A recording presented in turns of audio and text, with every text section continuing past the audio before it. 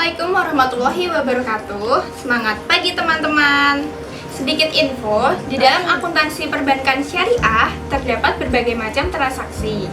Nah, kami dari kelompok 5 akan membahas mengenai salah satu transaksi tersebut, yaitu akuntansi transaksi murabahah.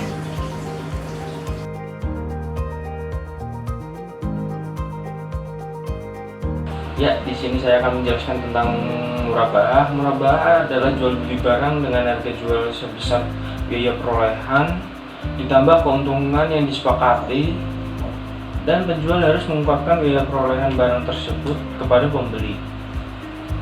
Transaksi murabahah tidak harus dilakukan dalam bentuk pembayaran tangguh atau kredit ya, tetapi juga bisa dilakukan pembayaran secara tunai setelah menerima barang tersebut. Ditangguhkan dengan mencicil setelah menerima barang, atau ditangguhkan dengan bayar sekaligus di kemudian hari. Di sini saya akan membahas mengenai ketentuan syariah transaksi murabahah. Pembolehan penggunaan murabahah didasarkan pada Al-Quran Surah Al-Baqarah ayat 275 yang menyatakan bahwa Allah Subhanahu wa Ta'ala telah menghalalkan jual beli dan juga mengharamkan riba. Selain itu, terdapat pula pada hadis yang diriwayatkan oleh Ibnu Majah yang berbunyi sebagai berikut.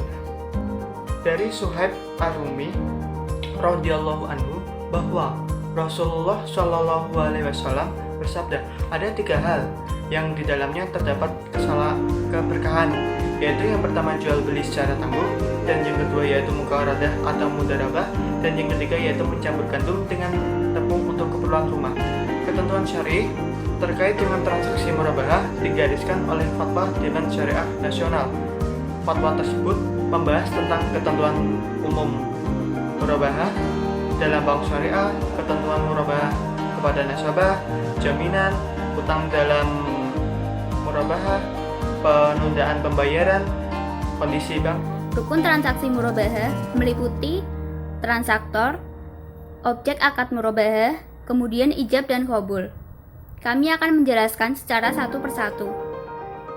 Untuk yang pertama, ada transaktor. Transaktor dalam transaksi murabahah terdiri atas pembeli atau pihak nasabah yang memerlukan barang dan juga penjual atau pihak bank syariah. Untuk yang kedua, ada objek murabahah. Rukun objek akad transaksi murabahah meliputi barang dan harga barang yang diperjualbelikan. Barang yang diperjualbelikan bukanlah barang yang diharamkan oleh syariah Islam. Rukun transaksi murabahah yang ketiga adalah ijab dan qabul. Akad ini bersifat mengikat bagi kedua pihak dan mencantumkan berbagai hal sebagai berikut. Yang pertama, nama notaris serta informasi tentang waktu dan tempat penandatanganan akad. Yang kedua, identitas pihak pertama, biasanya kepala cabang. Yang ketiga, identitas pihak kedua sebagai ahli waris. Dan yang terakhir, yang keempat, bentuk akad beserta penjelasan akad. Sesuai edaran Bank Indonesia nomor 8/19/DPBS tahun 2006 tentang pedoman dan tata cara Dewan Pengawas Syariah. Berikut ini adalah penjelasannya. Yang pertama, memastikan barang yang diperjualbelikan tidak haram. Yang kedua, memastikan barang yang dijual kepada nasabah. Yang ketiga, meneliti akad wakalah dibuat terpisah oleh bank. Dan yang terakhir, meneliti pembayaran berdasarkan prinsip murabahah.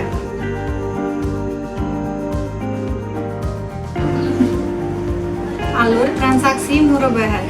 Tahap pertama, nasabah mengajukan pembelian barang serta melakukan negosiasi kepada penjual. Setelah pembeli melakukan negosiasi, terjadilah akad murabahah. Setelah akad murabahah terjadi, penjual membeli barang. Setelah terjadi order barang, pemasok melakukan pengiriman barang kepada pembeli. Kemudian, penjual mengirimkan bukti transaksi. Dan yang terakhir, pada saat barang diterima oleh nasabah, nasabah membayar tagihan kepada bank sebagai penjual.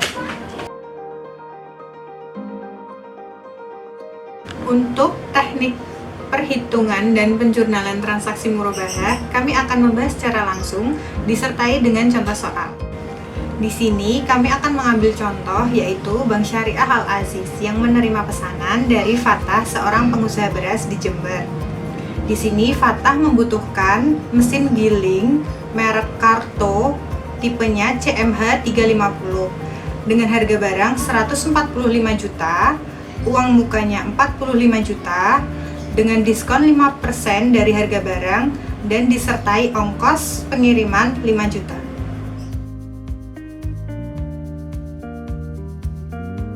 Barang 145 juta rupiah, diskon 5%, nominalnya 7.250.000 rupiah.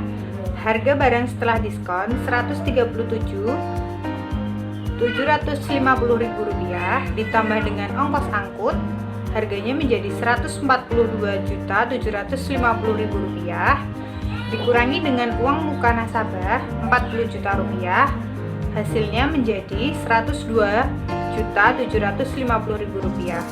Keuntungan di sini diambil 20%, jadi keuntungan yang diambil nasabah atau bank 20.550.000 rupiah. Pembiayaan murabahah, harga pokok barang 142.750.000 rupiah. Keuntungan yang disepakati 20.550.000 rupiah. Harga jual yang disepakati menjadi 163.300.000 rupiah. Dikurangi dengan uang nasabah, uang muka nasabah 40 juta rupiah menjadi 123.300.000 rupiah. Itu adalah nominal sisa kewajiban nasabah. Angsuran tiap bulan 24.660.000 rupiah didapatkan dari 123.300.000 rupiah dibagi 5 angsuran. Di sini porsi angsuran pokoknya 20.550.000 rupiah dengan margin 4.660.000 rupiah.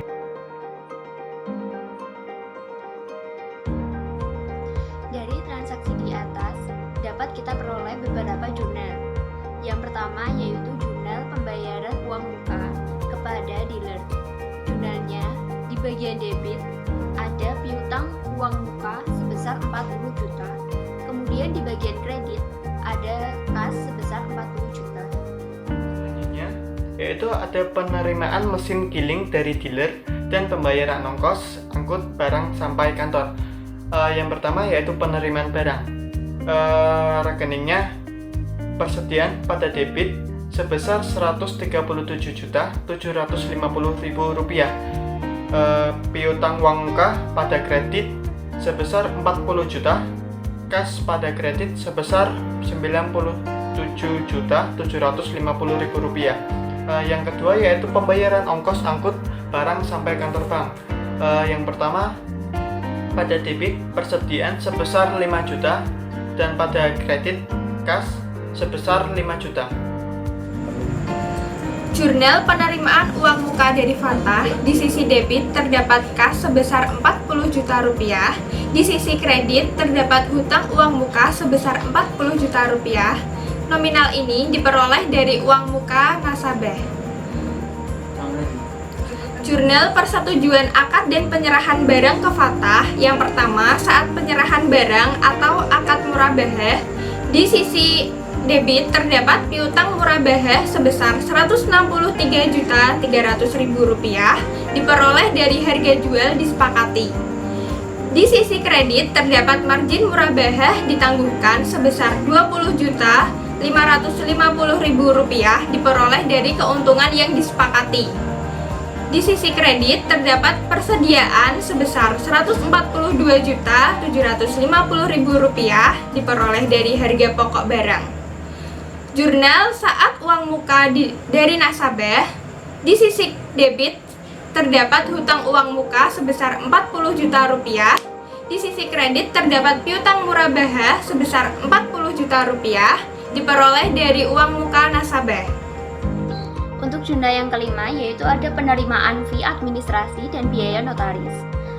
Untuk jurnal penerimaan fee administrasi murabahah, di bagian debit terdapat kas atau rekening nasabah sebesar 15 juta, sedangkan di bagian di kredit terdapat pendapatan fee administrasi murabahah sebesar 15 juta.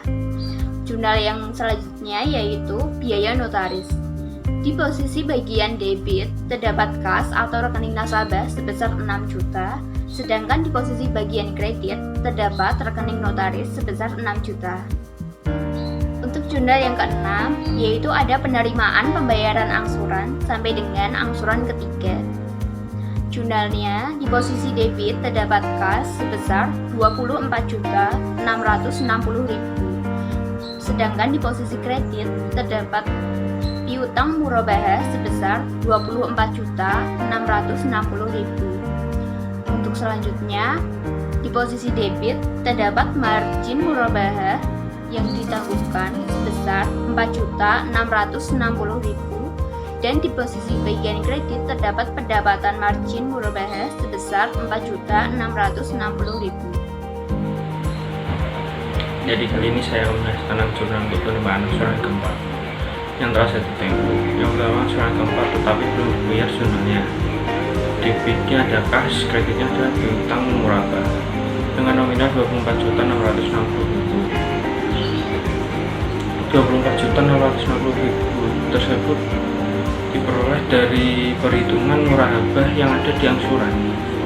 Untuk yang kedua, ada debitnya ada margin murabahah ditangguhkan dan kreditnya ada pendapatan margin murabahah dengan nominal 4.660.000. Untuk yang kedua, ada penerimaan denda. Jurnalnya debitnya dengan kas atau rekening nasabah, kreditnya dengan rekening dana kebajikan dengan nominal sebesar 3 juta. 3 juta diperoleh dari 30 dikali 100.000, 30 dari bulan setelah tidak membayar transaksi murabahah, 100.000 dari ketentuan awal. Jurnal jika penerimaan pelunasan angsuran yang tertunggak dan bank memberikan potongan sebesar 50% dari margin yang belum jatuh tempo dan belum diterima. Jurnal yang pertama, pembayaran angsuran keempat dan kelima, di sisi debit terdapat kas sebesar Rp24.660.000 dan di sisi kredit terdapat piutang murabahah sebesar Rp20.660.000. Nominal ini diperoleh dari sisa kewajiban nasabah sebesar Rp123.300.000 dibagi 5 angsuran. Jurnal yang kedua, pembayaran angsuran kelima. Di sisi debit terdapat kas sebesar Rp24.660.000 dan di sisi kredit terdapat piutang murabahah sebesar Rp24.660.000 diperoleh dari sisa kewajiban nasabah sebesar Rp123.300.000 dibagi 5 angsuran. Di sisi debit terdapat margin murabahah ditangguhkan sebesar Rp4.660.000 dan di sisi kredit terdapat pendapatan margin murabahah sebesar Rp4.660.000 diperoleh dari besaran margin. Di sisi debit, beban potongan atau mukasah sebesar Rp2.330.000. Di sisi kredit terdapat kas atau rekening nasabah sebesar Rp2.330.000 diperoleh dari 50% dikali Rp4.660.000.